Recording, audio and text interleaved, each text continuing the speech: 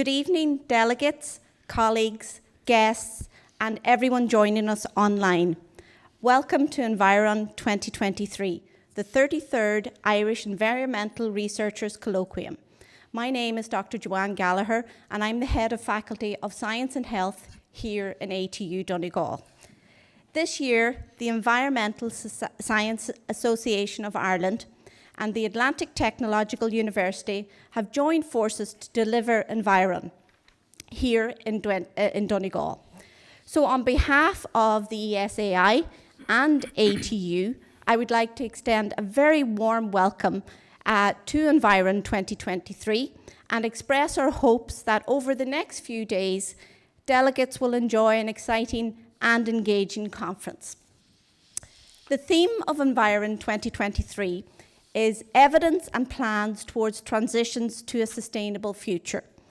In line with this theme, we are going to commence our conference discussions this evening with a panel debate titled The Implications and Solutions of Future Climate Actions on Agriculture. We're delighted to be joined this evening by our esteemed panel, who during the course of the evening will share their differing views and perspectives on the future implications of climate action and solutions on agriculture. So the panel will be chaired by Dr. Edna Curley, who is the principal of Mountbellew Agricultural College. And joining Dr. Curley, we have Mr. Paul O'Brien from the Irish Farmers Association, Dr. James Moran from ATU Galway, Dr. Douglas McMillan from Green Restoration Ireland, and Mr. Colin Markey, MEP. So without any further delay, I will hand over to our panel chair, Dr. Curley, to start the discussions. Thank you very much, Joanne. Just on my own behalf, a very warm welcome to ATU Donegal. It is quite the privilege for me to be here this evening to join with you, our audience, and indeed our esteemed panel, and those that are tuned in online. My name is Edna Curley. I'm college principal in Mountbellew Agricultural College. I wear a number of hats. So Mountbellew Agricultural College is the oldest agricultural college in Ireland, the only remaining college west of the Shannon, and we're also a campus of the new ATU through our links with the former campus of GMIT.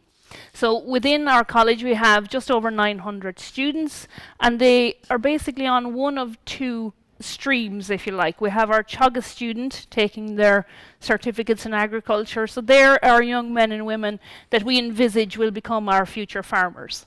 Then we have our ATU students, again they're on their stream which is generally their level 7, level 8 program with us, and they will possibly be our part-time farmers, but they will be involved in the land-based sector. So everyone coming through the door at Mountbellew is in some way related to the land-based sector, regardless of whether or not they themselves come from a farm.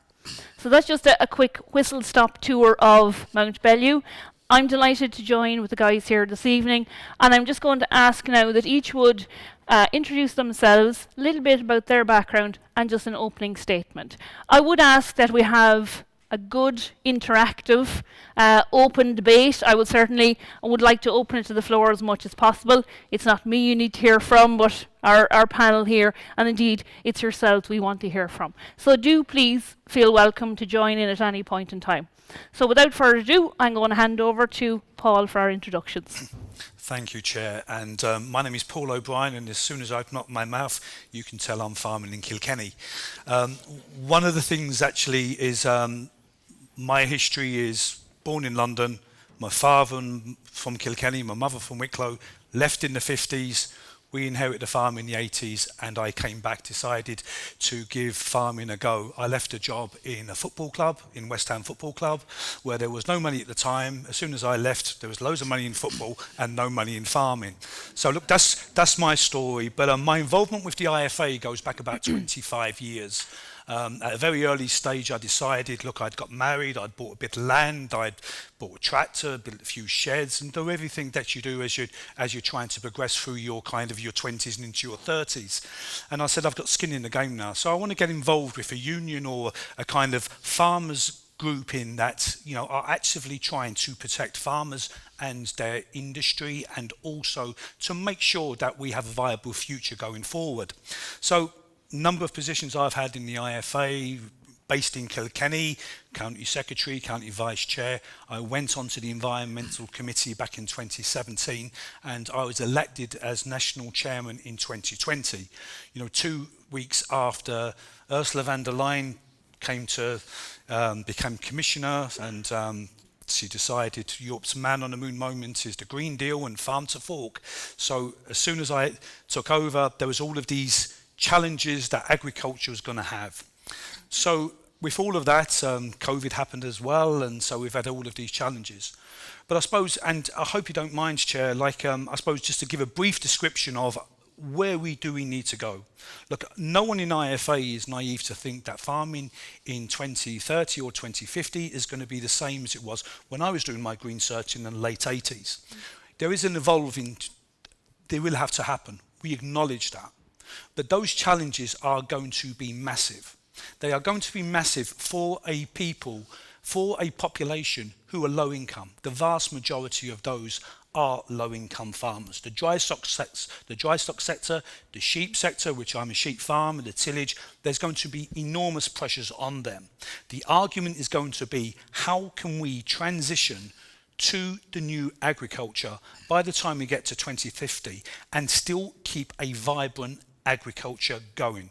It's because when you look around the towns and villages of Ireland, if there is no agriculture in these regions or in these hinterlands, there is no social economic good in those towns and villages. Agriculture is the only industry that has the ability to help rural economies. There is no plan B for a lot of these towns and villages. So therefore, the economic sustainability from agriculture is as key as anything. We cannot have one pillar of the 3 pillars of sustainability higher than the other. They all have to be at the same level with the same amount of respect and the same amount of challenge. So I hope that covers what I do. Thank you. Just some of the other things that we do within our committee is infrastructure. So everything from our negotiations with ESB Air Grids, greenways, road CPOs, that's going to be very vital as the government's programme the government's programme is for big movements there on transport. Other things then, I suppose, look, the EPA and the IFA have had an amalgamation for a number of years. It's called the Smart Farming Programme. So I'm the Smart Farming Programme leader, and that's just a very small little project of about 50, 60 farmers every year. An agronomist goes to their farm and works out ways that they can actually do multiple benefits, but the 2 big benefits are to improve their farm viability, but also decrease their emissions and improve water quality. So it's a multi kind of a very important program that we do. Other things in my, I suppose in my remit is also renewables. So the work that we're going to be doing on things like solar farms and rooftop solar, ground-mounted solar is going to be very big over the next number of years. But also the whole role of anaerobic digestion and how that's going to work, a key part of the climate action plan. So look, that's just very little bit about me. Hope I didn't take up too much time. That's all. No. Thank you very much, Paul. You're welcome. James. Okay, good evening, everybody. My name is James Moran. I teach in the ATU on the Galway campus in the Agriculture and Environment Management programs. My main research and outreach work deals with sustainable agricultural systems and the interaction between food production, nature, water, and climate. So there's a team of researchers across the ATU campuses that work in this particular area, and we do a lot of work with people on the ground in terms of pilot projects on the European Innovation Partnerships and various EU LIFE programs. And a lot of work we do tries to concentrate on change in policy to create an enabling environment for individuals to play their part on the ground and have a sustainable livelihood and contribute to society as well. So we very much take an active partnership approach in what we do.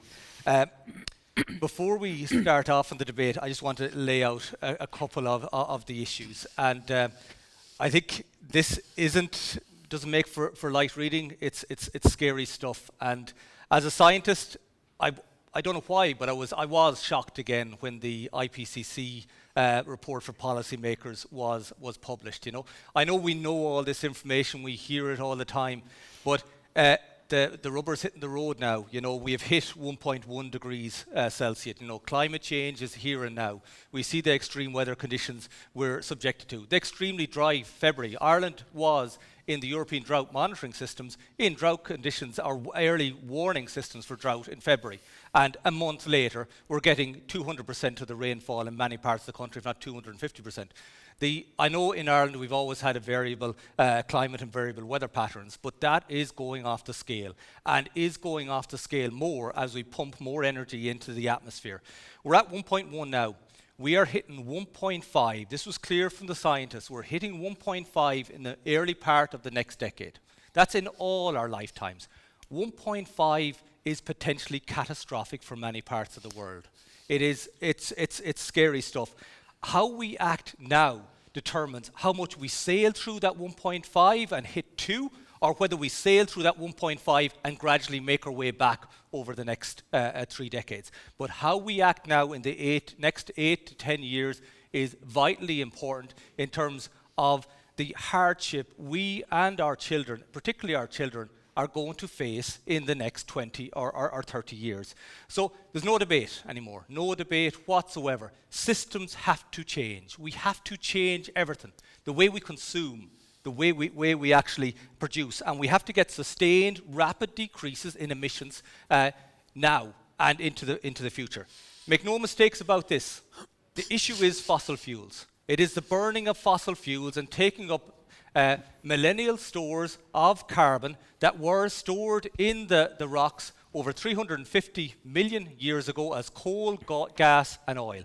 And over our last 60, 100 years, our human development has been tied to burning this and pumping it into the atmosphere. So make no mistakes about it. It's fossil fuels are the issue, and we have to actually find a way of actually getting human development, having equitable sharing of resources in the absence of fossil fuels around the globe.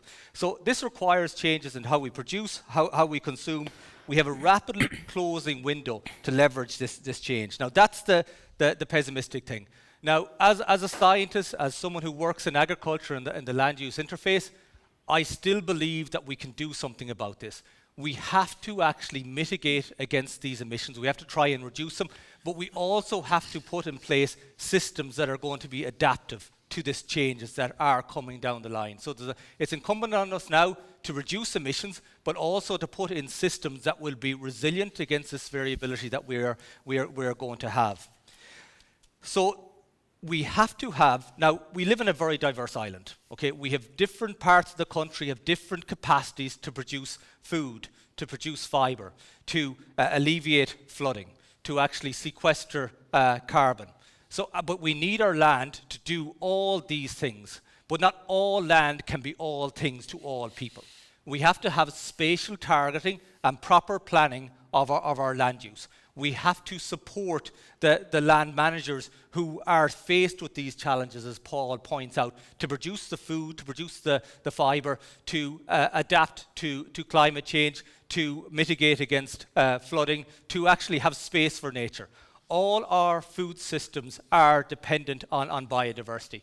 One of the other hats I wear, I'm also a director of the National Biodiversity Data Centre. I had the privilege of advising the Citizens' Assembly on biodiversity loss, who are going to publish their report on Wednesday on how we need to tackle the biodiversity crisis. The biodiversity crisis and the climate crisis are interrelated challenges. One, basically climate drives biodiversity loss. The more biodiversity loss we have, the less resilient we are to climate change. And also, nature underpins our food system in terms of the soil quality, in terms of pollination, in terms of pest control. We lose nature, we are on the road to extinction ourselves. We are part of nature. So we need to get organised quickly. One thing I do worry about is we keep dragging our heels in terms of having strategic land use planning and creating an enabling environment for people to make decisions on the ground. We are going to be in the middle of the next decade in a panic situation. When society panics, what happens? It leads to societal breakdown, which is ultimate war. We have an example of that in Russia today. That's driven by greed and land grabs, and actually as well the fossil fuel industry and gas. Okay? So this is a picture of what is coming down the line. I don't want to be scared about this, but ultimately, as a scientist, I am scared in terms of what we see in the models, what the data is telling us, what the climate scientists who have studied over 100,000 peer-reviewed papers over the last 3 or 4 years and produced the summary for policymakers now. And what are we going to do in the next COP?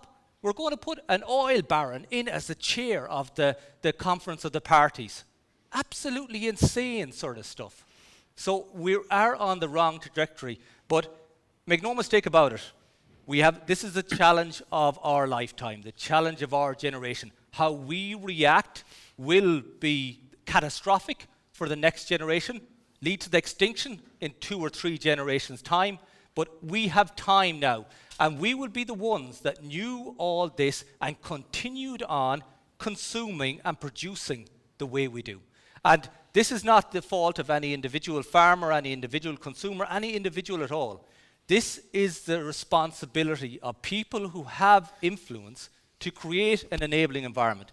Totally agree with Paul, we need the farmers in the rural communities, we need viable rural communities. But we have to create a system where the pathway out of the red is green.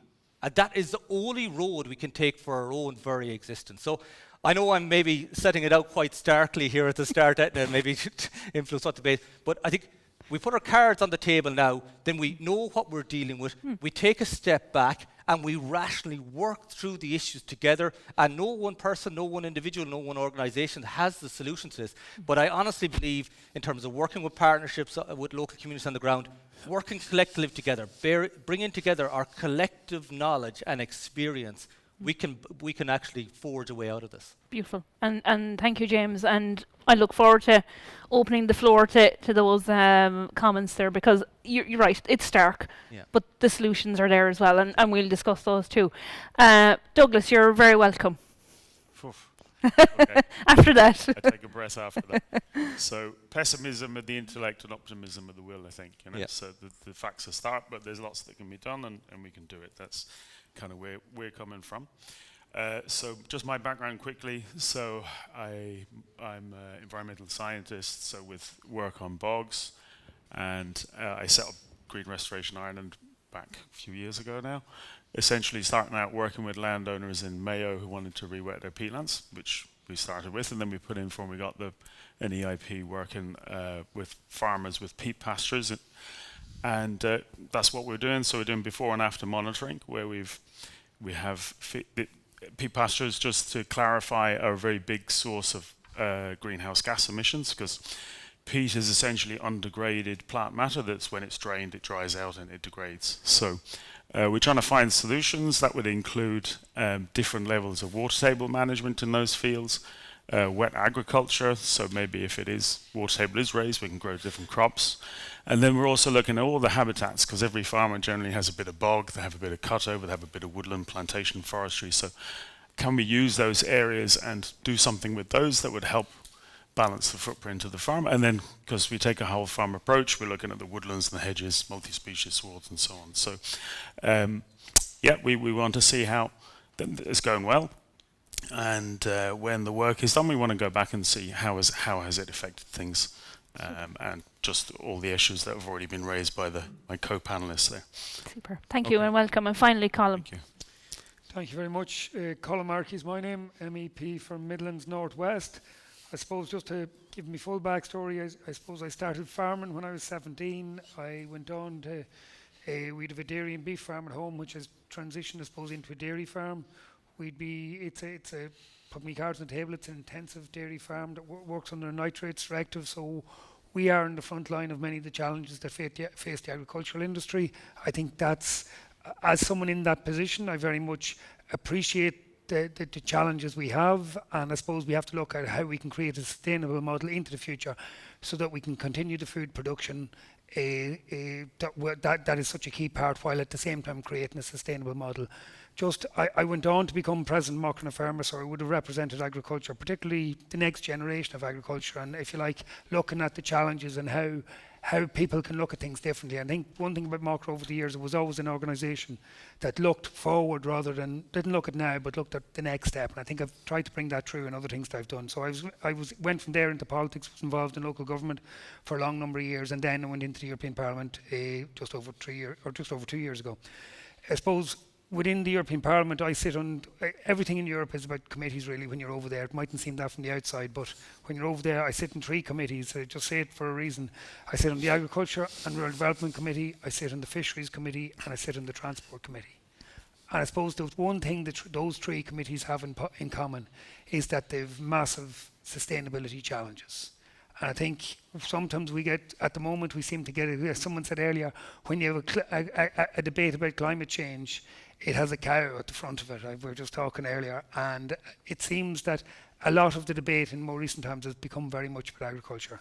And when I look at the policy at European level, the challenges that are facing agriculture cannot be disputed, and we have many challenges to face. We equally have challenges to face in the transport sector and in the fisheries sector, which are equally, and in my mind, perhaps bigger. The one thing I would say about agriculture over the last 12 months, we've had a very robust debate about the target emissions and how we can go about meeting them. And people may argue the ambition wasn't high enough or was too high. But the bottom line, it was a robust debate, which I don't think has happened in other sectors. So I think we should set it in the context of that. I think just in relation to it, I suppose from my perspective, like there's a whole raft of policy areas we're dealing with in the Parliament at the moment. Anything from industrial emissions directive to carbon farming to nature restoration targets and a whole debate around nitrates. The list goes on. I could list about 13, 14 different areas where the climate challenge is hitting at agriculture at the minute. To me, it boils down to 3 key areas: air quality, water quality and biodiversity. And they're the 3 challenges we really have to meet in agriculture, and it's how we go about meeting them. I think one thing for me, we certainly need to focus on the absolute challenge, and it's a challenge for everybody. It's just as important to the farmer as it is to the environmentalist. If we have climate change, land may not be available for agriculture. If we have climate change, farmers will not be able to continue to do what they've done in the past. So it's critically important to farmers that we get this right too. So I think that is something that's often lost. And I think the other thing I would say that I would ask of this debate, I see it at the European Parliament level where oftentimes the environmental agenda is pitted against the various industries, in particular agriculture. And I see no future. Everybody is a stakeholder in this. Everybody needs this to work. And it's vital that we all go down the road together in a cooperation in the future, looking at sustainable, practical solutions. Ultimately, for me, it's all about sustainability. If we can create a sustainable cycle, we're going somewhere. But if we get into a world of us and them, which I've seen, that in politics, I've seen that that kind of pitting one side against the other. It makes good media. It makes good political debate. It creates opportunities for people to get elected, but it does nothing for the environment. And I think from a political perspective, I think it's vital that everyone sits down together, walks down the one road and recognises it's in everybody's interest that we get this right. And it's in everybody's interest that all actors' position is respected, and ultimately that sustainability, environmental sustainability for me is top of the list, but it goes nowhere if there's no economic case behind it and there's no social case behind it as well. So getting that package together in those 3 areas of water quality, air quality and biodiversity, I think is where we're at. And my fear is when you get into that polarised debate, you lose the ability to find the practical solutions that bring everyone down the one road. And I suppose that just, okay, we can come out here and we can be a bit stark about where the future is. But I think we also have to be realistic about how we need people to cooperate to find solutions to go forward as well. Well said. Beautiful. I'm going to open the floor immediately. Has anyone anything they would like to come in with? Or do you? Yes, please. If you don't mind, we'll get the mic to you.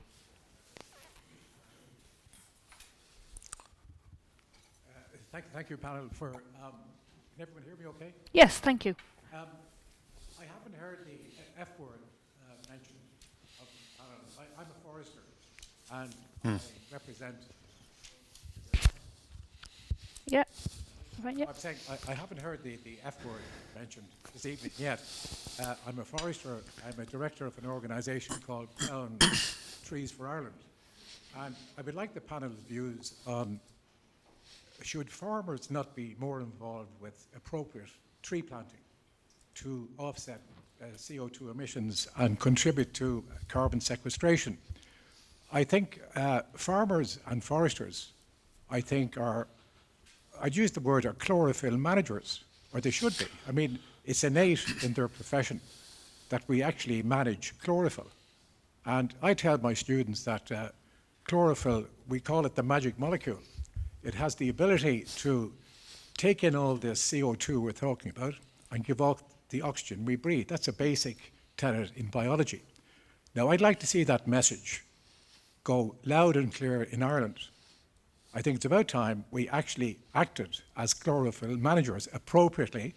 And with this in mind, I'd like to hear the panel's views on why farmers are not actively involved in appropriate, sustainable, renewable tree planting and forestry.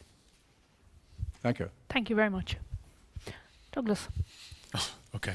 On the spot first. Yes. I did actually mention woodlands. So just my bit. Yeah.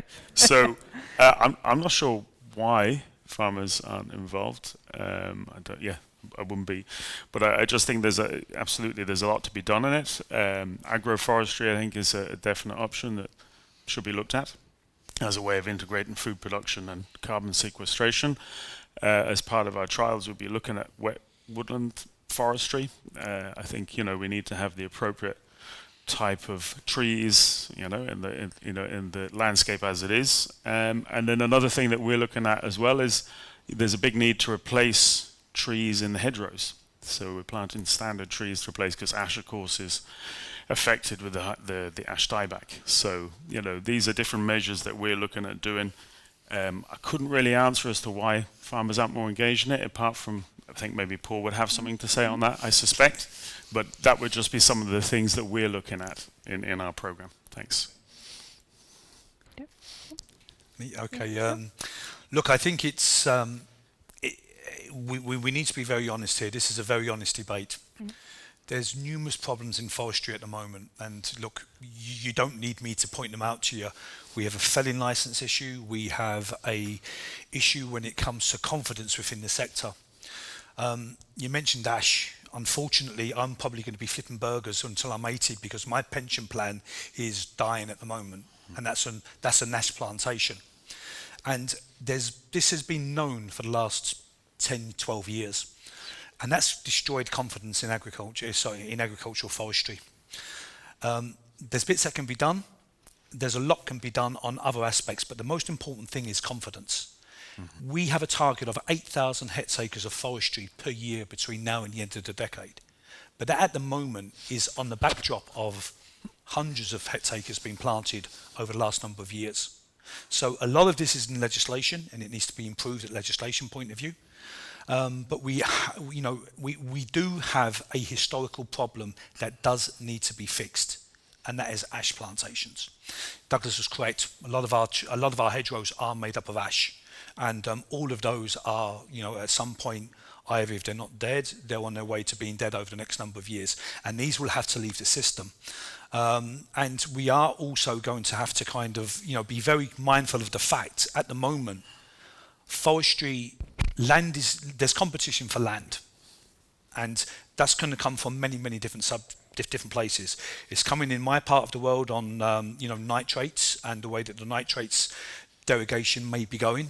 It's going to come eventually from competition for anaerobic digestion. So there is going to be challenges. We're also faced with another issue, where a lot of the trees that were planted historically over the last 20 or 30 years were probably planted in the wrong place. They were probably planted on lands that, in hindsight, is not the type of land that they should be planted on. Your heavier peatia type soils. So the demand for these 8,000 hectares is probably going to go on your more mineral type soils. So that's where the challenge is going to be. At the moment, there's multiple asks of that type of land. So But I do believe that the very first problem that needs to be cured in order to get confidence for farmers to engage in forestry comes within the legislation over here. Thank you, James. Yeah, we've done some work on this recently, and one thing I might say quite a bit during this debate is integrated land use strategies. Too much in Ireland have we separated land into different silos. So we have forestry over here, agriculture over here. We need them integrated within the one land management system, as in what you described there, is they're both chlorophyll, basically farmers to produce food and fibre, essentially. So that siloing of the two is an issue. It comes down to the basic legislation. Once land goes into forestry, it's forestry for time immemorial. It can never, it's not interchangeable with agriculture. We have no recognition at all of agroforestry systems in Ireland, despite the fact that we probably have an agroforestry landscape when you look at it, when you take a step back and look at the landscape as a whole. If you're standing on any hill in Ireland, you look across the landscape, you don't just see green fields, you also see trees. It isn't, we aren't just a grass system. And it was just Patrick Worms from the World Agroforestry Union. I remember going and field trip around Leitrim, you know, and we were talking about developing agroforestry systems. And we were just walking across the field in Leitrim, and we were looking down at the grass and looking at the problems there was with the rushes and all this and how wet the fields were. And he said, take a step back for a minute and look up. Don't look at the ground, look up, and what do you see? Trees. He said, this is already an agroforestry landscape. The size of the fields you have trees going everywhere, but no one is managing the trees in between the fields. You're just managing the fields. So we need to manage both in an integrated fashion. Big problem we've done in this country as well. It's unbelievable to say it. As an environmental scientist, someone interested in land management, our policy has created a situation in Ireland where planting trees is seen as bad for the environment. It is absolutely unbelievable that we've gone after 80 years of a forestry program, and basically now we have problems. The reason we have problems with licensing is because we have always put the wrong trees in the wrong place for the wrong bloody reasons, you know. And I know people will say it's always a legacy issue, but we've known this since the 1990s that we shouldn't be planting on peatlands, okay? And we're very late basically realising what the dogs in the street know of all the failed forestry from the 40s and 50s. And one of the big issues on this as well is the biggest transgressor of this is on the state-owned land.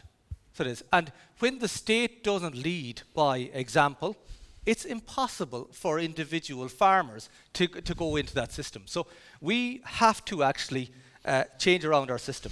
It's a basic problem as an ecologist. This planting monocultures is never sustainable. It's what led to the ash dieback disease. You know, it was a disaster waiting to happen.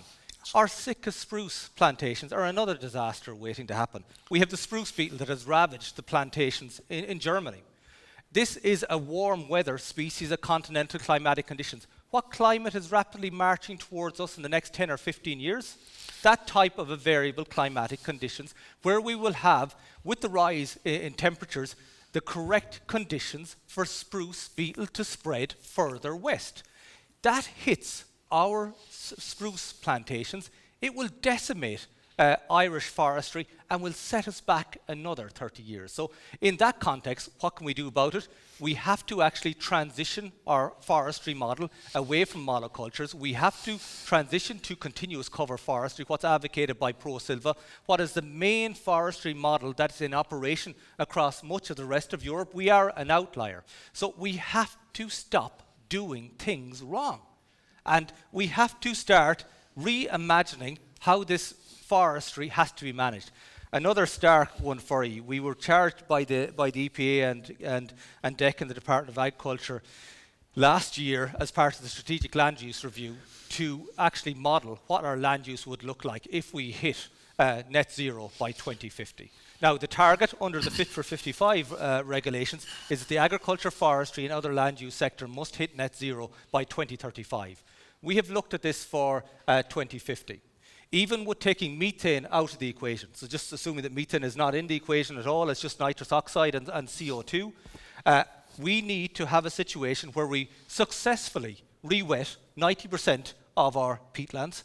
We have 20,000 hectares per annum up to 2050 of planting of forestry. That's 500,000 hectares of forestry to reach net zero, not in 2035, but in 2050.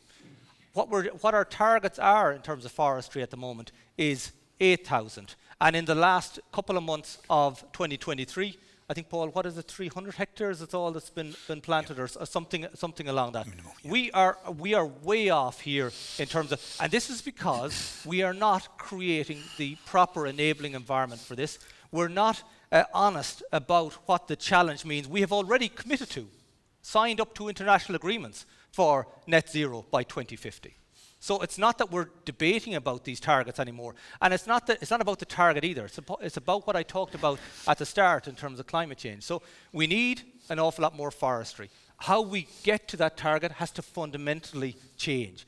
We have to actually see the land as a resource that's managed by 135,000 farmers that need to be assisted, enabled, incentivized, and work together to meet the challenges that we have.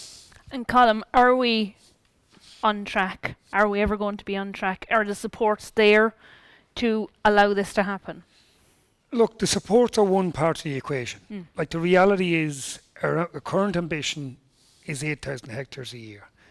In 2022, we planted 2,000 hectares. The indication for 2023 is we probably won't get half that. We probably won't hit 1,000 hectares. The current forestry proposal is been inspected under state aid rules at European level, and it's a significant increase in terms of the funding that's going towards forestry. My concern about this is, if you really boil it down, why have we in the 1990s we were planted close to that 20,000 hectares of forestry for a small period of time. If you look, it just went down, and it's pittered into practically nothing at this stage. And you have to ask, why is that? And there's 2 or 3 key aspects to it. The regulation thing, as we understand it, where there's 3 or 4 different licenses and there's 3 or 4 different, the burden of regulation has discouraged people from getting involved. Secondly, the whole debate about whether or not there's clear fell, whether or not there's monocultures, whether or not it's indigenous forestry, and all these debates have got caught up in terms of it sent out the wrong message, and we've discouraged people. The one thing that's fundamentally wrong with forestry at the moment is, number one, people are driven away from it they're just turned off by the level of regulation. And secondly, there is no commercial value, or there's a serious concern about the commercial value. That's why the grant scheme has been jacked up. But you won't, if you go down the road of moving away from Sitka spruce, if you go down the road of moving away from clear fell, if you go down the road of continuing to add layer upon layer of standards that you have to hit, you're going to discourage people from it. Now the question is, can you incentivise through grants enough to encourage people back? I fully agree that over the last 20 years we've planted the forestry in the wrong places. We've planted on peatlands, and now the rules are that we can't, there's an expectation to replant that forestry on that peatlands, which makes no sense. We all know it's the wrong place to be planting the forestry. There's things like this that we are doing that we are not doing right. We need to get a practical system that works. It needs to be commercially viable. It needs to take account of all of our environmental requirements, but it needs to be done in a practical way that encourages people to get involved. And what I see at the moment is we're plummeting completely because people have been turned off by, and there's a sense of we need to make it worth farmers' while. Well, we won't make it worth farmers' while if we don't make it commercially possible, if we don't create a practical scenario. And look, the experience is clear fell, and I'm not disagreeing that clear fell has no long-term future. Maybe it's something we have to look at. I'm not saying that. I think we have to get. There's no long-term future. We have to get a balance here. Because if we go and get away from, if we go for all indigenous forestry, and if we go for take all the commercial elements out of it, perfection will be the enemy of progress, because we will finish up with no forestry. So we have to find some level of a balance that encourages. You're right. Even the 8,000 hectares that we want to achieve isn't going to get us our LULUCF targets. We need to get up to 20,000 hectares. And if we say by removing clear fell, removing the commercial varieties out of that. Clear fell doesn't equal commercial. clear fell. Well, It's not the only commercial model. It's I'm not across disputing. Europe, No. continuous cover forestry is the commercial model. Yes, I'm not So disputing. we cannot conflate commercial with poor practice. You know, that's in all these debates. You know, when the word commercial is rolled out, you assume that any other alternative isn't commercial. I'm all about the model has to be commercial, but our current model is totally not commercial or viable. I accept it. Well, the current model has its challenges. I fully accept that. But just saying like that we need to remove clear fell, which I'm not necessarily disputing with, we definitely have to take our forestry off the peatlands. If you don't want monocultures, which I'm not... Monocultures are unsustainable, it's fact. We see it with the... The question roofs is, in no Germany forestry, and no Ash as forestry is well. unsustainable, and we just have to get to... And I'm not saying any of what you're saying is necessarily correct or incorrect. I'm not going to get into taking sides on that. But what I am saying is, if we go down a certain route, we're going to find ourselves with where we are at the minute. We have to create a commercial, and I'm not I going totally agree, yeah. We have to create a commercial value for it. We have to take account of the different challenges with a way that retains that commercial and social aspect to it. 100%, yeah. And how we do that is not solely by creating grant schemes. Grant schemes won't do it on 100%, alone. yeah, no, So yeah. we have to reinvent our model, but we can't do it by just telling people all what you're doing is wrong and we're going to grant aid a future. It's not the solution. Paul, And I you want think- to come in there? So I think this is part of where all this debate is going. It's everything we're doing is wrong. We need to do all this utopian scenario and no commercial element to it. If it's not commercial, it won't happen. That's what's wrong with our system at the moment. We have to get to our 20,000 hectares. Yeah. We have to also bear in mind that all of this is caught up in a land use strategy. Like Exactly. we've forestry, we've food production, we've energy production, Yeah. and we've nature restoration. We want to re-wet And we have no peatlands. strategy, yeah. And the reality is, they are such major competing interests that setting one up as this is what we have to do on this and not taking it into account across the whole lot. And the other thing is, if we start dictating to people what you could have to do with your land, that's not going to work either. We have to incentivize people. We have to give them an opportunity. And it's all right saying this doesn't work, that doesn't work.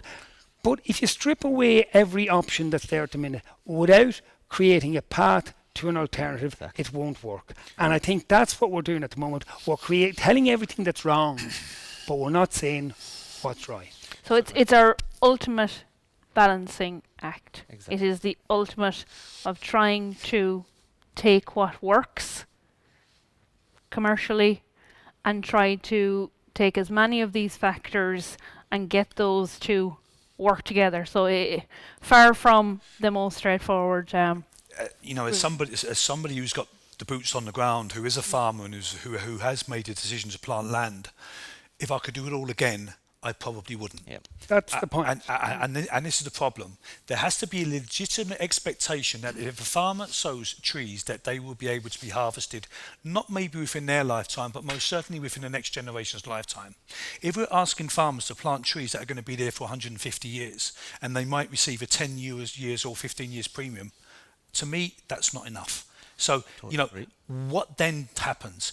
What policies are going to be put in place in order to give safeguards that if land is taken out of production, that there's going to be enough safety nets for farmers going forward for the next 20, 30 years of their lives? It's because what the expectation is at the moment is all hardwoods, very few softwoods, but they take 150 years to grow to maturity. I'm But not saying even no beyond that- softwoods. I'm not saying just all indigenous. I'm saying a mixed forestry model where Sitka spruce has a role to play, but we can transition to a continuous cover forestry. In continuous cover forestry and other models, you are harvesting on But 50, after 15 20, years, 30 there's no years. supports. The distance between Exactly. 15 and 30, 40 years Yeah. between you taking your first thinnings out, there's starvation here for lots of farmers. One of the they things can't eat the grass around the trees. We're working on payments for ecosystem services to actually pay for the other services that are continuously coming from the forest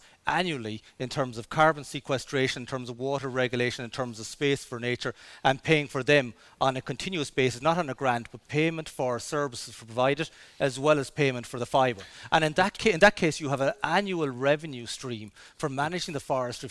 We don't have it at the moment. We've been advocating strongly for this, and MACRA are supporting us in this results-based payments approach, but that needs to work across both forestry and agriculture to pay for the other additional services. James, sorry guys, I'm just going to let Colin come in there, please, and I really want to open to the floor again. It's a huge part of our discussion, and there's no doubt about it, but I just want to open it again. Colin, can I give you the last word just on this topic? One thing we have to bear in mind here, like if you take a lot of the policies, for instance, permanent forestry, old forestry is a big part of the policy. The only way old forestry will pay is through a premium.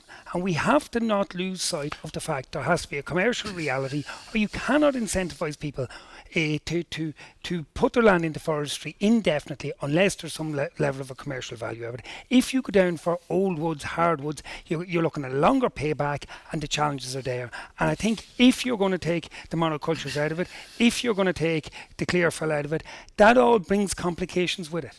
And that's what we have to be conscious of. And that's why our forestry is going down the drain at the minute. We have to recognise if we're going to move to a different type of model, we have to bring people with us. Currently we're not. Currently we're getting no forestry planted. And we can say we've a perfect ideal model over there, but we're here and we're not getting there. So we're doing something wrong.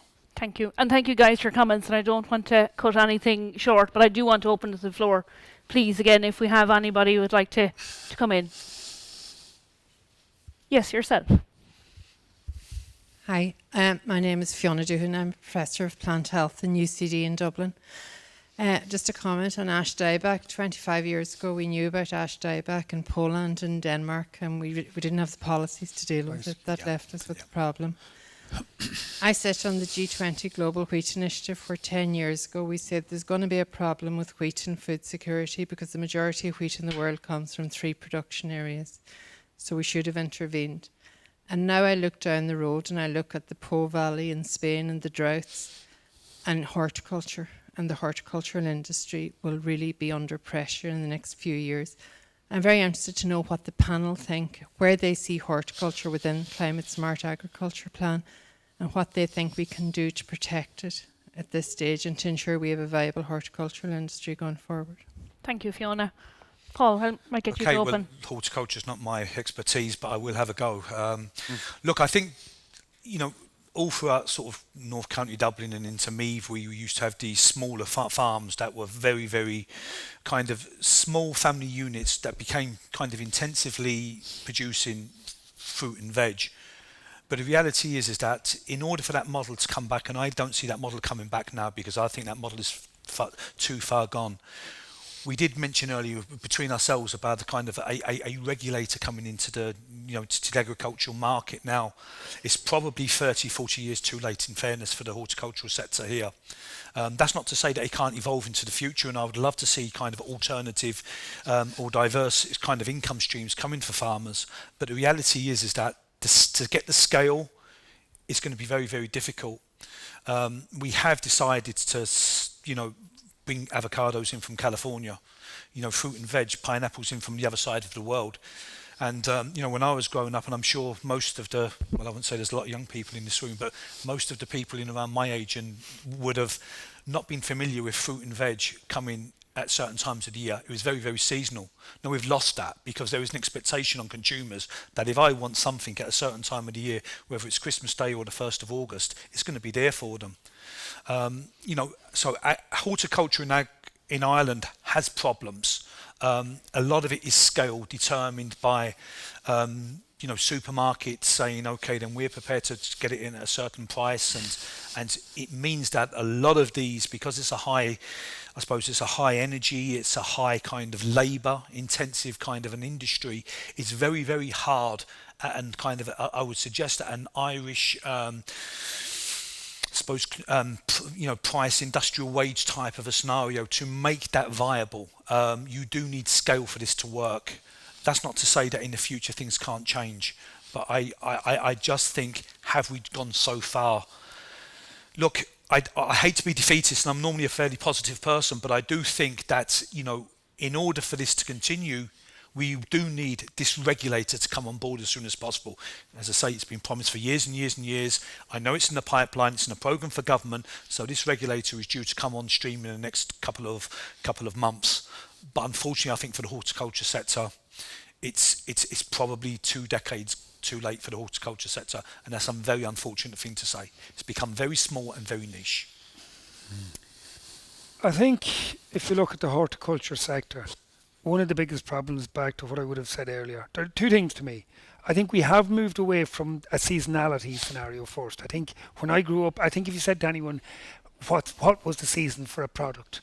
You don't see that anymore. We expect to have all the products all year round. That's one year, and I think that maybe we need to be more in tune with nature in terms of seasonality of food supply and seasonality of local food supply. The second thing I would say is, if you look at, particularly, and it's back to the food regulator, if you look across fruit and veg more than anything, the value is not being returned from the market.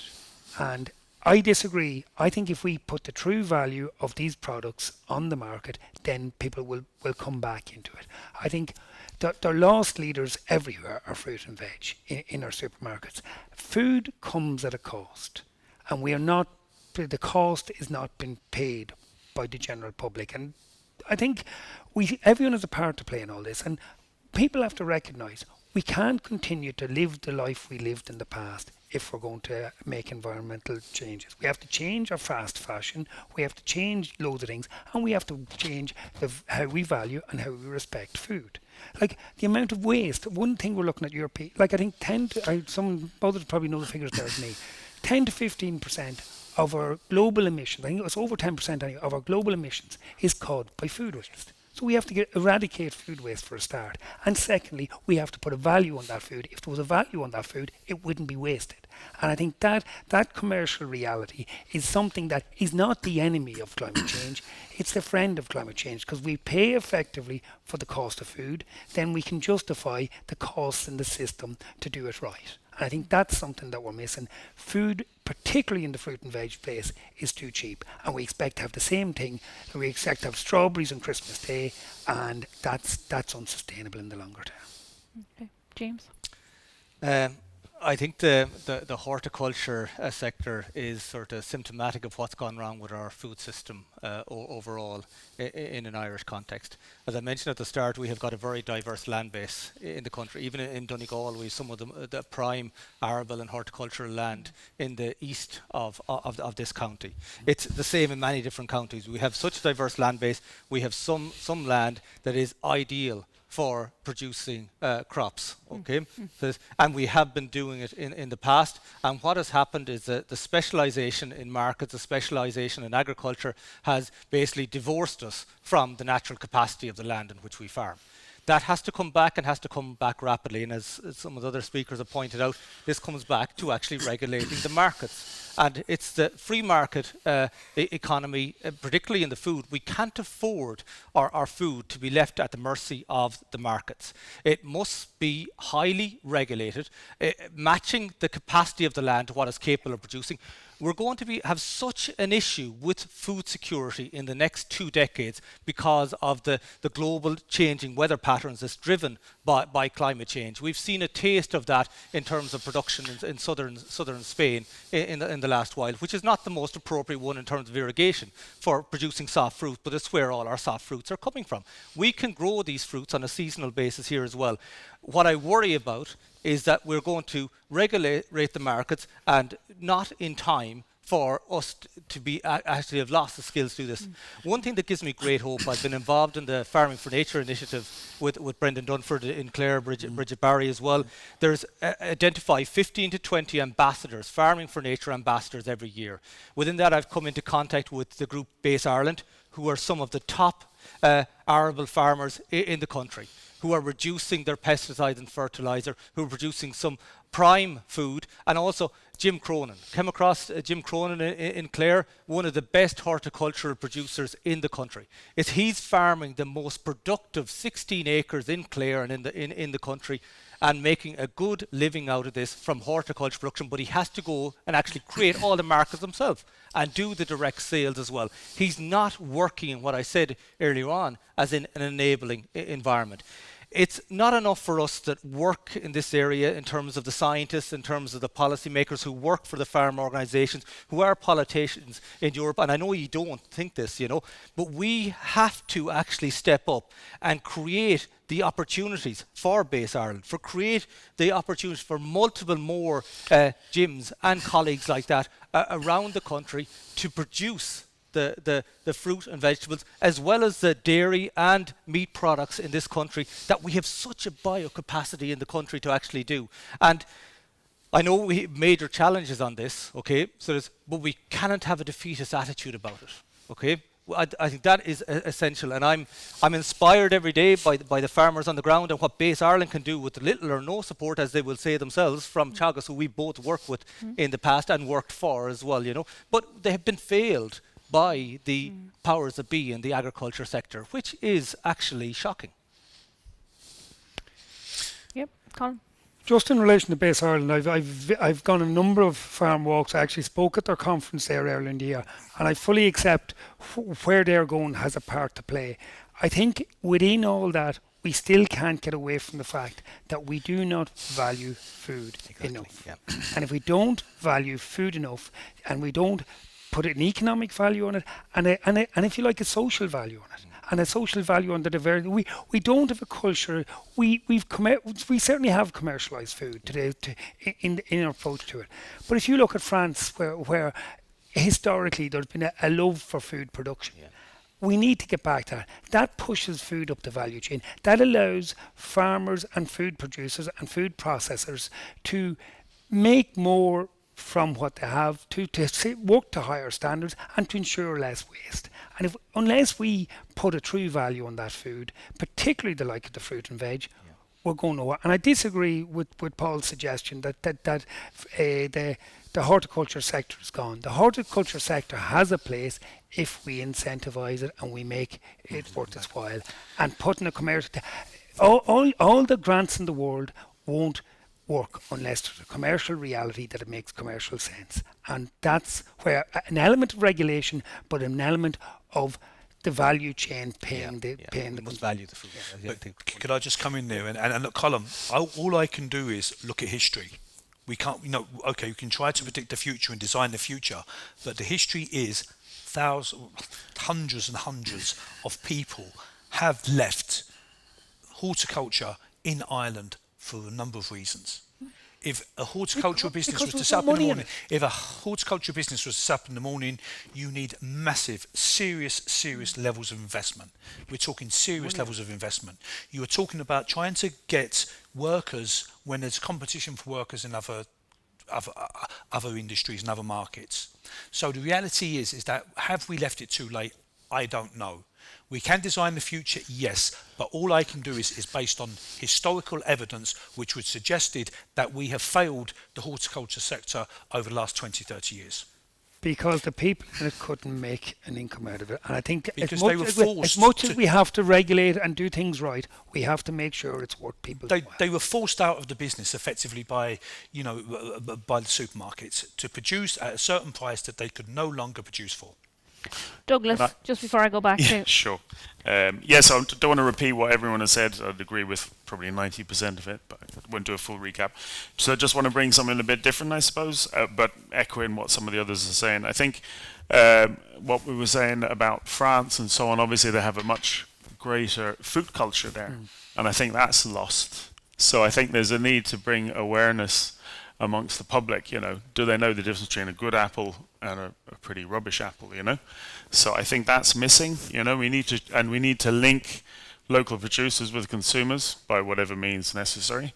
Because if you ask anyone, they'd love to consume local, but can you go and find it? I don't know.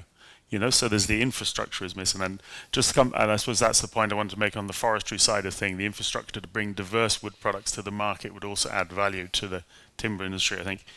And then I'm a great believer in coordination, strategies and objectives and targets, and which are coordinated between the various bodies, and also maybe encouraging.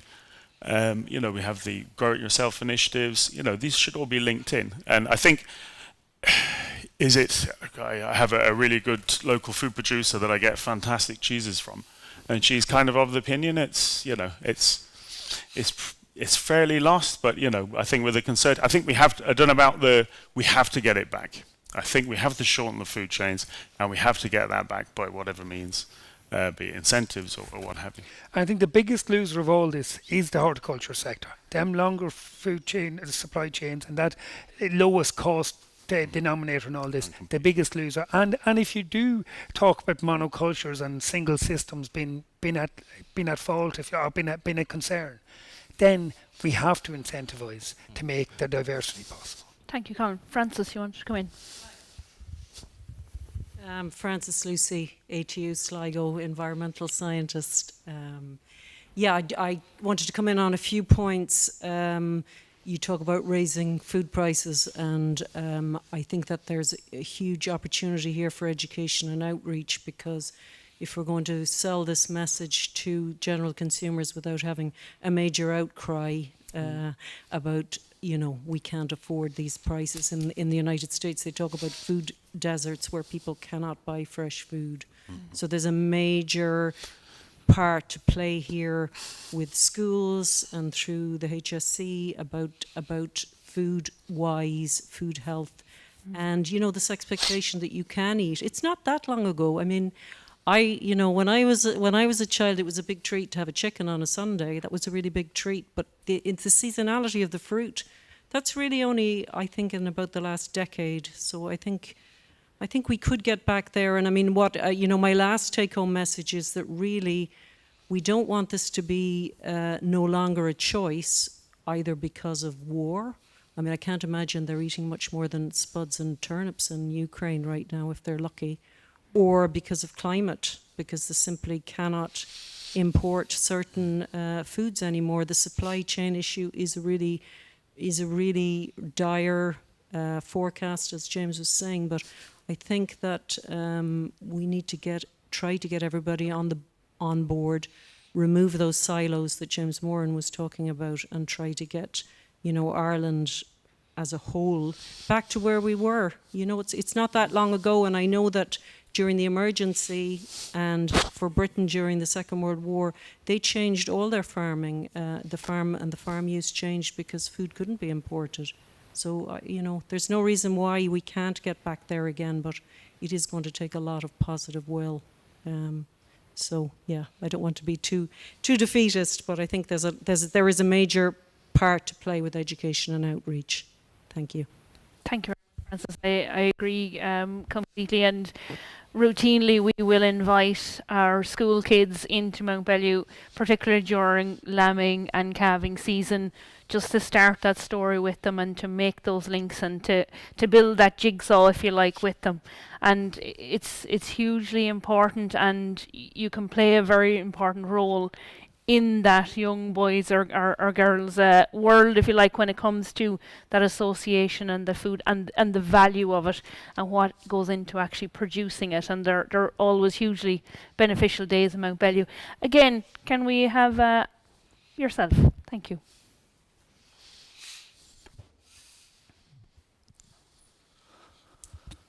Thank you very much.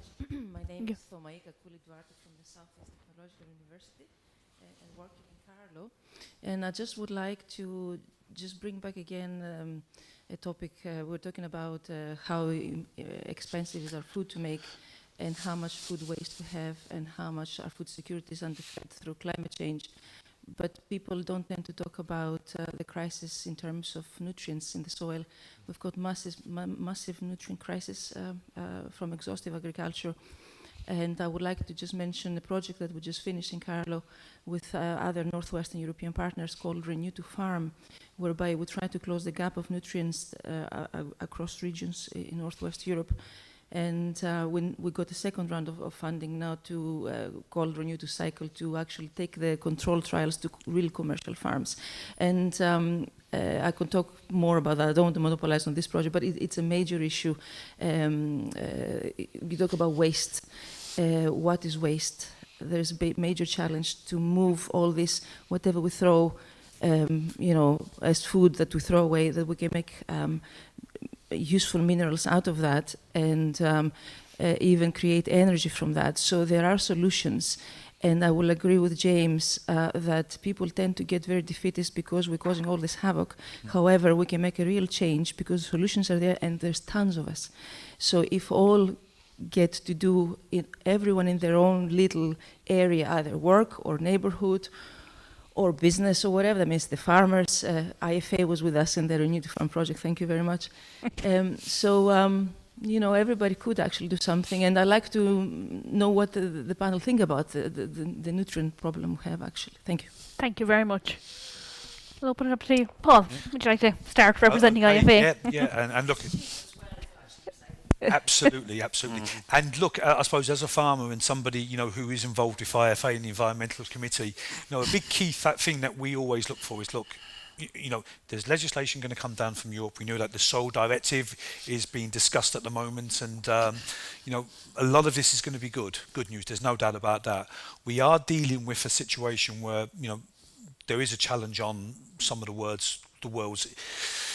There's more desertification. There's challenges. If there is sea level rise to the extent that I suppose we are going to go on, then it's going to mean that there's going to be regions or parts of the world that there's not going to be any ability to produce food on.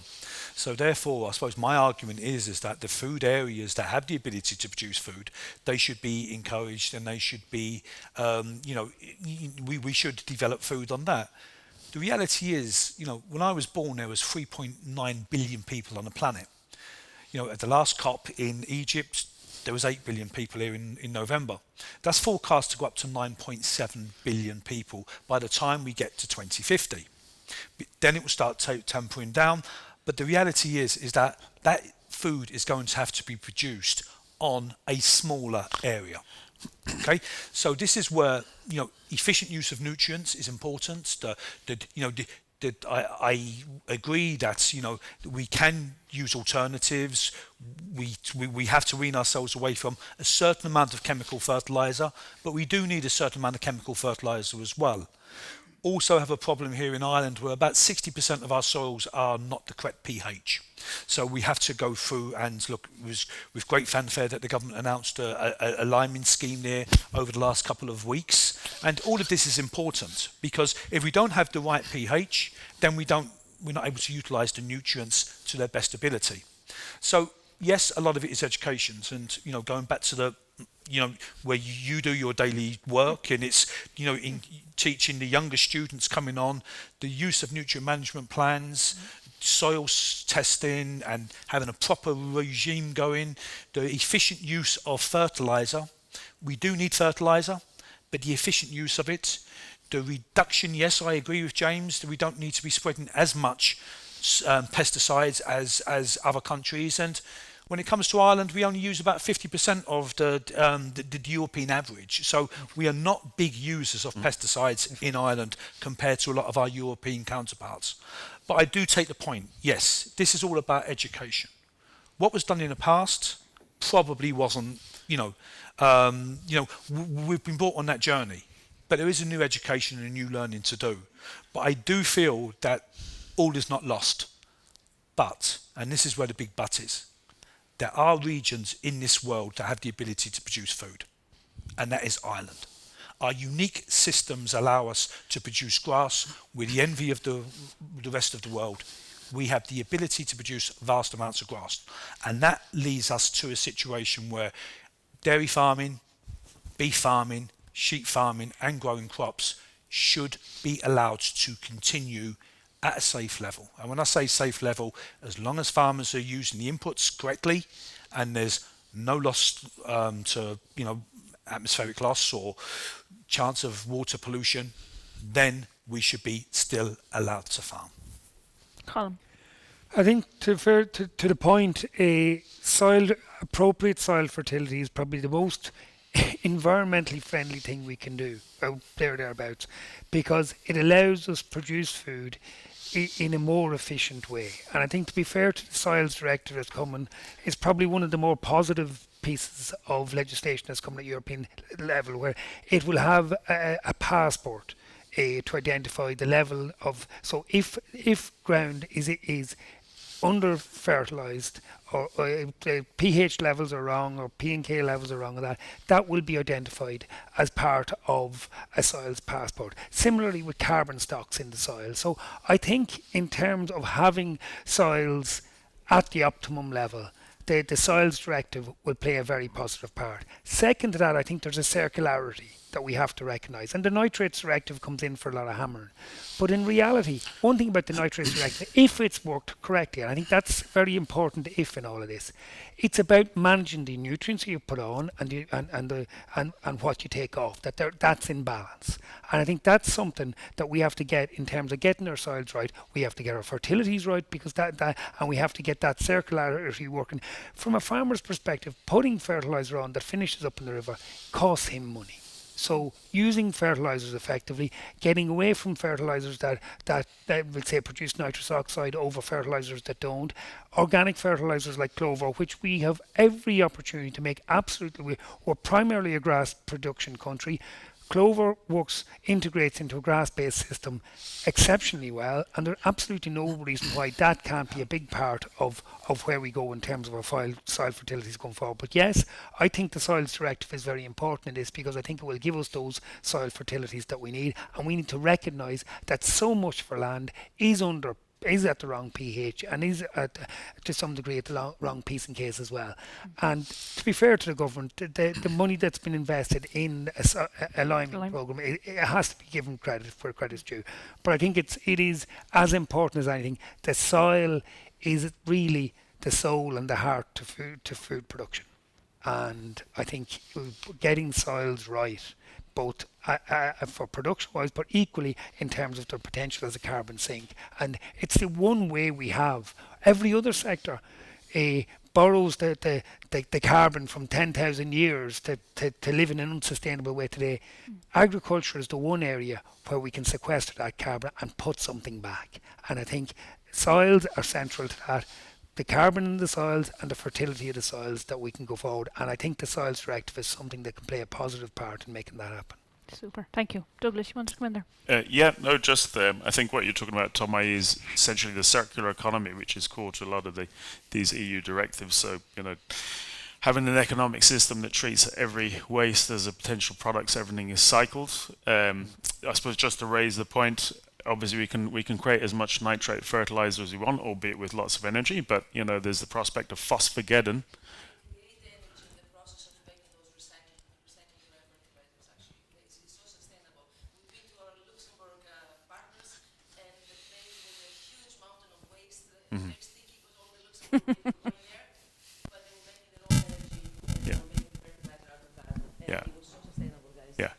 And they were closing the loop. Yeah. So just the point about we can create nitrate, but we can't create phosphate. So this issue where it's all going down to the seas, there's only very limited stores of this. We really need to stop dumping it into the rivers, because we can't. It's going to be very hard to get it back out. And then I think it was just a different. Well, I think Cormac was touching on the multi-species swards, but there's other more traditional farming methods. With the crop rotation, intercropping. Just to restore the health of the soils. What we're looking at a lot essentially is degraded peat soils. So we want to see if we can raise the water table and grow other things. We can bring them back to better health. So yeah, that would be my comments. James, just one last comment maybe. Yeah, just I suppose the food production potential of all our farms is dependent on soil quality. And I think it's something we've come a bit divorced from in the last number of decades in our food production system. As an ecologist, we fundamentally understand that what drives the quality of our soil is biological, particularly in terms of nutrients. It's the mycorrhizal fungi, it's the free-living nitrogen fixers and the nitrogen fixers that are associated with plant roots in terms of our legumes, for example. So in terms of food production, we're not standing on the shoulders of giants, we're standing on the shoulders of microbes. And this is a fundamental in terms of capturing nitrogen from the atmosphere, and the future of our soil quality is biological, not chemical. It's biological, maybe supported by chemical in the transition, but it has to move towards biological. One of the big issues we're going to have in terms of the recycling of nutrients, which we fundamentally have to do, so there should be no such thing as food waste. It all should be consumed by humans or recycled back onto the land.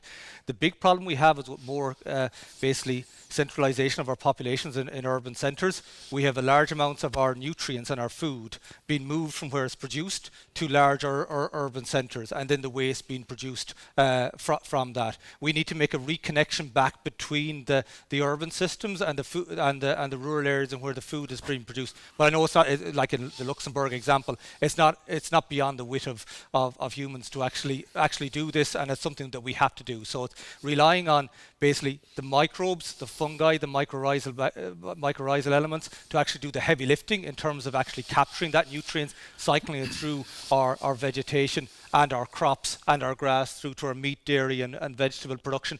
But it is this system and this fundamental understanding of the basic biology and understanding that we have to protect the basically biology and quality of the soils at all costs. And it is fundamentally degraded by climate change in terms of the actual amount of soil that we have globally that will be able to actually produce food at a level that's sufficient to feed the world's populations is shrinking all the time. And the Food Agriculture Organization, the United Nations, tracks soil degradation globally. And the amount of desertification that is actually being driven by climate change, when you take a step back and look at some of them reports on the FAO website, it is absolutely frightening, which will put more pressures, as Paul says, on areas like this. But we have to make sure that fundamentally our food production is dependent on the quality of our environment and particularly our soils.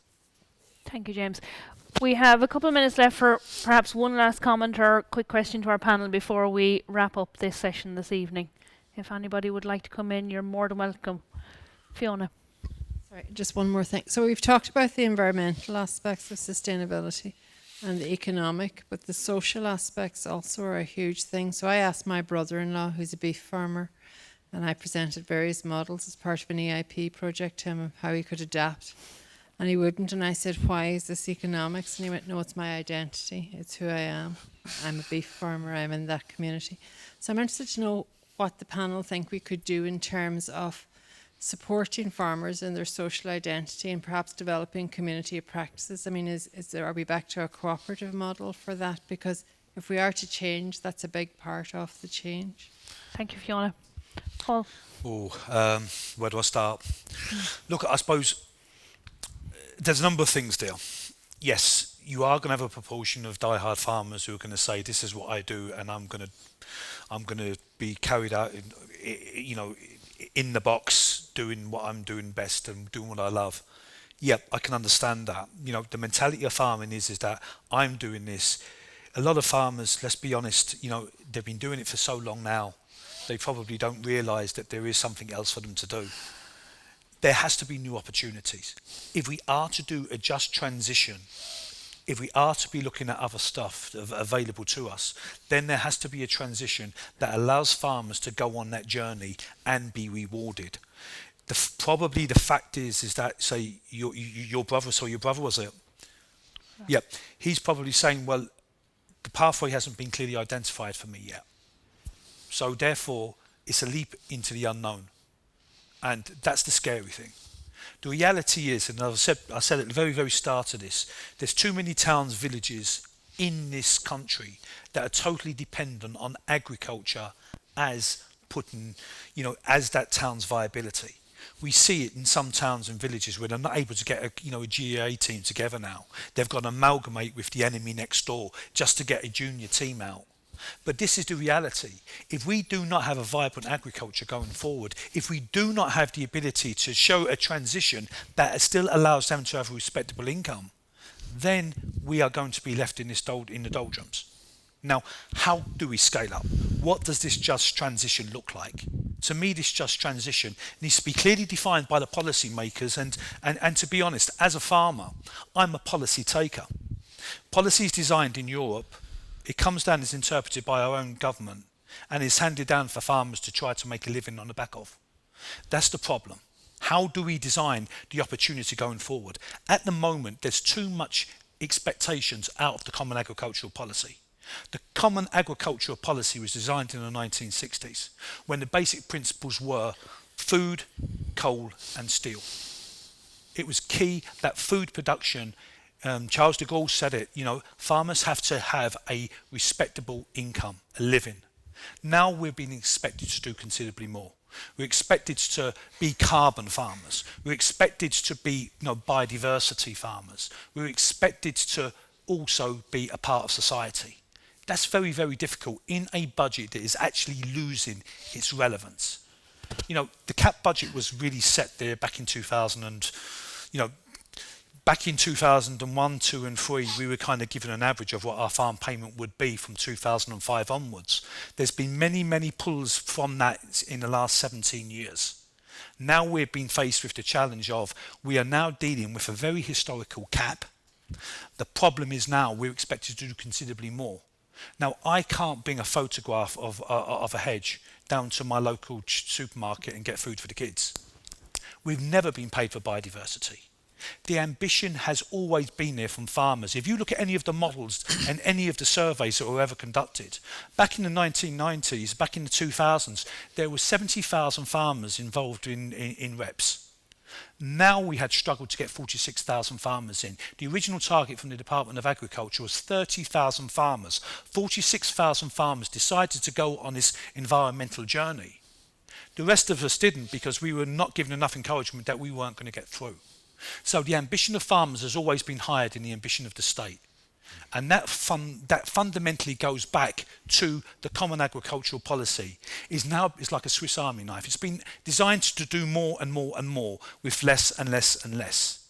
So in order for your family to go back and decide, okay, I'm going to take the transition away from beef farming to do something else, there needs to be confidence and there needs to be sustainable income for them going forward. It's because what we can't have is vagueness. Like, I grew up in the UK when we had the miners' strikes. And that was a key pivotal moment in British history. The reality is that if you go back to those regions now, you can still see now the third generation of people doing very, very little. We can't make that mistake in Irish agriculture. You have to give people the confidence that if they do decide to do something else and something different, then there's not going to be left with this void of, in their lives. They need to be doing something else. They're entitled to it. And I said at the very, very start, there's 3 pillars to sustainability: social, economic, and also environment. Not one of those pillars should be higher than the other. They should all be equal and all understood by society. Farmers will transition, believe you me, but they need encouragement and they need to be given the supports. The transition can be achieved. If a farmer wishes to go and re-wet their soils, and I have a big problem with these two and the journey that they're trying to bring farmers on a lot of this re-wetting, it's because I said nothing about well, sorry. No, this is, but you can't hold on, guys. I had the floor. Yeah. But the reality is farmers on the void sustainable journey that could be created, could be left, is just too big. You need to be able to, provide the pathways to farmers and they will go on that journey. But if you're just providing the policy, then there's no journey for them to go on. Paul, thank you. Colin, Can we take it back to your brother, and you're saying he doesn't want to change, or he's wondering his identity has been challenged. I think there's a couple of things here. First, we have to work with your brother rather than talk at your brother. That's the first thing. The second thing I would say, which is critical to this and where we are at the moment, is education. And I don't mean education in getting yourself a degree or anything. we went and looked at the water catchments. I took about 7 or 8 farmers to go and look at the water catchment programme about a month ago. And we just looked and we talked to the people who were running one of the water catchments, and they explained the different impacts of the different things. And one of the things we looked at, we did what they call a kick test in relation to the biodiversity in a river, the water quality in a river. And every one of them got deeply involved and was deeply engaged in what we were discussing. And they went home having taken that on board and wanting to do that, build that into their mindset going forward. So I think educating people in simple things about what we value and where we want to go is one element of it. The second element, I think, the policy element, is where we need to reward what we believe is the right thing to do. And sometimes it's very hard to identify, and we might fight over what is the right thing to do. But we need to reward that, and we need to reward it in 2 ways. We have to recognise that we have to reward a public good that the commercial market won't deliver on. But there's only so much public good that we can reward. We have to create a framework, and not a regulatory system, but a framework, an incentivized framework that encourages people to do what we want to do and makes that commercially viable for them. Because no amount of public money could possibly pay for the cost of everything that we wish to do. It has to be commercially viable, and it has to be incentivized through public money as appropriate. But most importantly, we have to bring people on a journey to show them why what we believe is the right thing to do. And if we take them on that journey, one thing I would say more than anything about, we're talking about our farming community. Our farming community, I would say they're the original environmentalists. They live in the environment 7 days a week. They believe in what they do. They have a love for their environment. They don't want, their income depends on it. Their lifestyle depends on it. Their love of what they do depends on it. They do not want to damage the environment. They just want to do what makes sense. And I had a number of conversations recently where, when you talk with people, explain the context of something, then they get it. And we have to do more of that.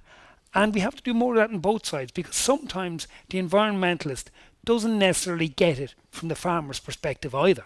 So we really need to get away from this adversarial approach that we have. We have to put everyone in the one room and say, look, we have a common goal that's in everyone's interest. We can explain a bit to you. You can explain a bit on the practical side to us, and we can get to the common place. And that is fundamentally missing from our challenges at the moment. And I think that's the biggest thing we could change. And we can bring your brother on a journey if we treat him with respect, talk with him rather than talk at him, and show him some of the reasons why people feel he needs to do things a little bit different. And I think he'll come on that journey all day long if you have that conversation. Thank you, Colin. I'm very conscious of our time, so I was just going to ask perhaps one closing statement on the solutions, our solutions. So Paul, we'll start with yourself. Oh, okay. Again, I'm going first the whole time. Okay. Look, you're closest. I suppose the thing about this is, we do still need. Ireland has 65% of its landmass is agriculture. Another percentage on top of that is for forestry. As much as we disagree about the quality of it, it is forestry. 7% hedgerows, but about 85% of the landmass of the country is in some form of stewardship or ownership or being maintained by agriculture. So agriculture is an important industry. Agriculture is between primary, tertiary, and secondary and tertiary employment, well over 300,000, the biggest native employer in the country. So it's still a driver.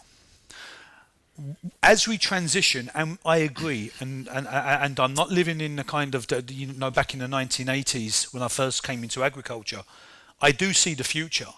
The future is going to be different from as it was in the past.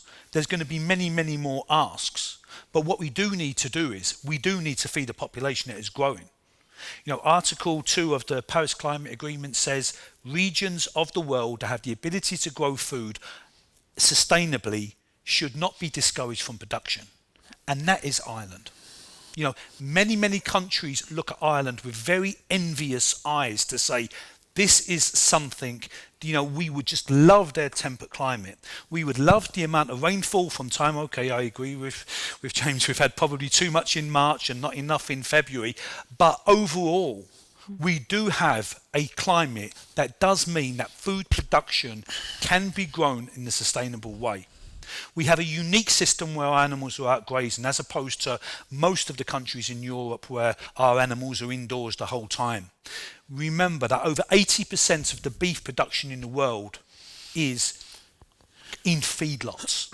So our farming system is unique and is the envy of the world. We haven't really spoken enough about food security tonight. It's because for the first time with the Russian invasion of Ukraine, food security in Europe became an issue. The reality is 1/8 of the world's tradable calories used to travel through the Bosphorus out to the Middle East and North Africa every year. 1/8 of the world's calories, tradable calories. Once production has ceased in that area or has become majorly distorted, the repercussions of that are immense. Should we as an industry be discouraged from agricultural production because of that? Because we never know what's going to happen somewhere around the corner in the next number of years. We have no idea. We can only deal with the here and now. And the here and now is that there's going to be vast parts of the Ukraine that will not be sown in crops again this year. And if you look at some of the images, it's probably not going to be sown in crops for the next 2 or 3 or 5 years maybe. So Ireland is in a unique situation. We shouldn't be penalised for being able and being good at growing food. Now, I 100% agree with everybody in the audience. We need to do that better. We need to do it more efficiently. We need to improve our water quality. We need to reduce our greenhouse gas emissions, and we need to be able to produce all of that for a market and a society that's expecting us to meet the challenge. And I fundamentally believe that sitting here today, if we came back here in 10 years' time and in 20 years' time, Irish farmers would be able to meet that challenge. Thank you very much. James. Okay, so just to finish off, 3 words: respect, trust and cooperation. And just in terms of society, I started my professional career 20 years ago in the Burn, on the Burn Life programme, with Michael Davern, who's one of the main, I think one of the stand-up leaders in the Irish Farmers Association that led the way on creating alternative opportunities for farmers in that area, which has natural advantages, natural constraints on food production, but natural advantages in terms of nature and water quality and services that can be provided to society. Together, we created a system that is to be rolled out nationally that can actually be that payments for services, that environmental services that the farmers provide. And it's demonstrating the art of the possible, working with people. I've sat around tables with people in Clare, in the Blackstairs in Carlow, all around the country, in the Montados in Portugal, in Dartmoor in the UK. Exactly the same discussion comes up. We don't undervalue what farmers are producing. We need to start valuing food, valuing fibre, valuing water, valuing climate, valuing nature from our land use system. Now, everything that we've been talking about so far seems very, very complex at an international scale, at a global scale. It is, even for scientists, and particularly for scientists, our minds are blown with the complexity of this. It's almost impossible at a global level. At a national level, to create an enabling framework, and at the EU level, it's very difficult to do this well, and we're not there yet. But we have to create that enabling framework at national and international level that allows then quickly the localization of these targets. And what will be the success is if we go farm by farm, parish by parish, catchment by catchment, and work out the solutions based on the capacities of that area, of them people towards that. And these are all jigsaws. And if we can put the jigsaws together within and have a blueprint there on the wall to help us build that jigsaw, we can make this happen. But it is about working, getting away from the complexity at global level, understanding that it's there, knowing as much about it as possible, but starting from farm by farm, parish by parish, and working this damn thing out, you know, that we can actually solve this issue. Thank you, James. Douglas. Right, doesn't leave a lot to say after the previous 2 speakers. I just have to have a riposte there. It's not re-wetting, it's water table management. And well, no, it is very important, because you're not re-wetting, we're not turning anything into a lake. That's what we're doing. So just as we can't have forest trees in the wrong places, which are trees on peatlands, you can't have dry agriculture on wet soils long term, because we have farmers in the program and they know within the space of a decade and a half, you know, they've lost this much of the field because it's all oxidized away into the atmosphere. And when you're down to the last 20 centimeters, you haven't got much farming left on it, you know. So same thing, just as we were saying here. Yeah, we need the right approach, and it has to be on every farm has its own blueprint. You know, it's a case-by-case basis where we can maximize the production, and then all of the environmental benefits of water quality, biodiversity, carbon storage. So, yeah, and then just to finish on a positive note, because we've had quite a bit of doomsaying going on here. You know, I just think before we started, now I knew Paul was going to get a fight with me before the end, but that's what I have to do. I know, So what you have to do. Sure, but we were all talking about that, and we've had a remarkable convergence across we all agree. We just get on and do it. That's it. Yeah. Thank you, Douglas. There's 3 or 4 things for me. I suppose the first one is I do think we need a land use strategy. I think that land use strategy, unlike going in, let's say, farm by farm, a water catchment by water catchment, I think we have to, and telling people what they have to do, I think we have to recognise what works where and encourage people to do that rather than dictate to them what to do. But I think an overall land use strategy, never before have we had the same competing demands for land. Food production, where there's less land on the globe available for food production. Forestry that we talked about earlier, and the need and the potential forestry had to sequester carbon. Energy production, the idea of producing renewable energy from our land, and even putting solar panels on our land, for God's sake. There's so many, and then the whole thing of nature restoration. So across all of that, you have so many competing demands for land that we really need to work a strategy of what we prioritise within that and make sure we get the right things top of the list. Secondly, I think we have to recognise our nutrients, or let's say our chemical nutrients, or any of our systems have a limited, let's say, supply. We can't keep digging fossil fuels from 10,000 years ago and using them in a space for 100 or 200 years. So we have to develop a circularity within our farming systems. I think that's so important. But that doesn't rule out things like a nitrates directive, where if we do a nitrates directive correctly and effectively and manage the nutrients we put in and manage the outputs we get out of that and make sure there's no leakage out of the system, I'm all for, which leads on to my next point, we have to recognise and reward efficiency. If people produce food efficiently, environmentally efficiently, productively efficiently, we need to reward that. A lot of what worries me about policy at the moment is that it's actually nearly rewarding people for doing less. If people can do more without having an impact on the environment and can do it in a circular way, then we should actually give people an awful lot of credit for that, because they're using less resources and they're giving more back. And I think that's so important. The second last thing I'll say is time.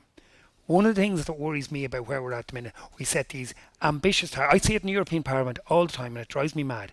The biggest phrase is, we need more ambition. So we want a figure that's higher than your figure because we're better than you. So you want 50%, we want 50% reduction in pesticides, we want 80% reduction in pesticides. We need realistic targets that can be achieved and give ourselves a chance to get that. And the last one I would say goes back to, if you like, the circular economy, the land use one, is we can't lose sight of food security. And I think to sum this, I was involved in doing what they call a file in the Parliament around African food security in Africa last year and the year before. And the one thing that was more obvious, and it doesn't affect us here in Europe as much, is the cost of food. If the cost of food goes up, right, it's a pinch in people's pocket, right? People grumble about it. For some people in the world, a little increase in the cost of the price of food means they cannot afford it. So we need to create a food system that continues to provide food at a reasonable cost. Those who can afford to pay for it need to pay a little bit more for it. But ultimately, like, if we're to have a circular food system that is robust in every way and gives us that food security, then it has to be circular, that it doesn't pull too much out of resources that won't be there forever. And it has to, if you like, be done in an efficient way that delivers more for less.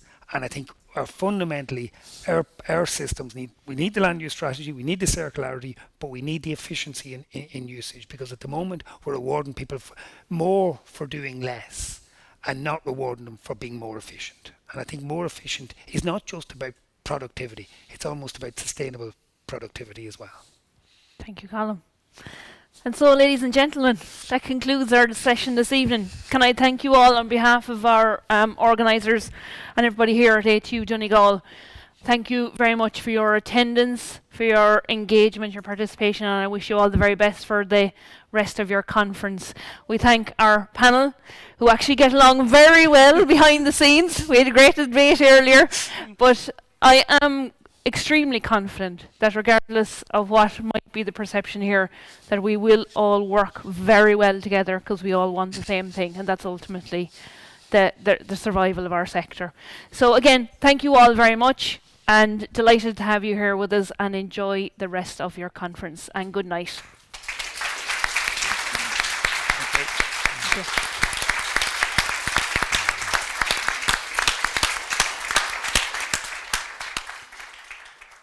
Well done. Good stuff. Well done. Yeah.